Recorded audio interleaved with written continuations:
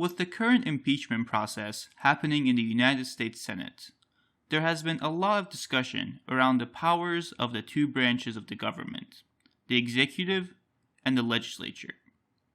But what is unanimously agreed upon is that the federal government has certain powers granted by the Constitution.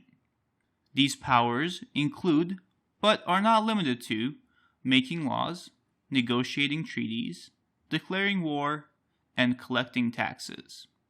But why did the Constitution and its framers give these powers to the federal government?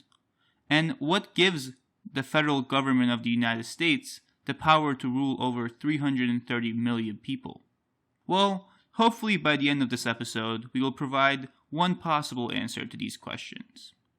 Philosophers such as Thomas Hobbes and John Locke tried to answer these exact questions in 16th and 17th century.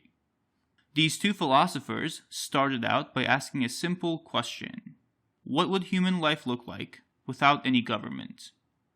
Such an environment was called the state of nature. In the state of nature, everyone is free, equal, and independent.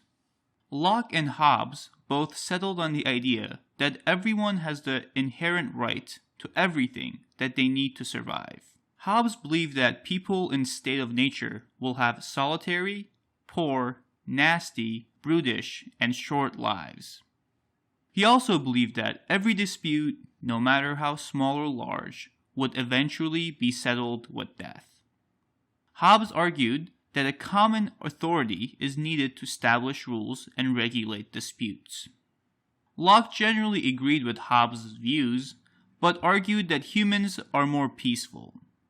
While Hobbes believed that any government is better than no government, even an oppressive one, Locke argued that necessary steps need to be taken in order to prevent the government from harming its own people. This is where Locke's social contract theory comes into play. This theory emphasizes separation of powers and right to revolution. Separation of powers limits a government's power, while right of revolution gives people the right to rebel if the government is abusing its powers. According to Locke, the role of government is to create good laws that protect the rights of people and enforce those laws with the good of the people in mind.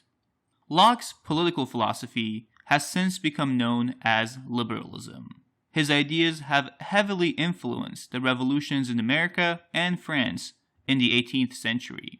Thomas Jefferson, one of the writers of the Declaration of Independence and the U.S. Constitution, followed and used many of Locke's ideas on liberalism. The famous life, liberty, and pursuit of happiness line that Jefferson included in the Declaration of Independence is a direct reference to Locke's life, liberty, and state. I will leave you with this quote from John Locke that I believe perfectly summarizes the liberalism ideology. The end of law is not to abolish or restrain, but to preserve and enlarge freedom. For in all states of created beings capable of law, where there is no law, there is no freedom.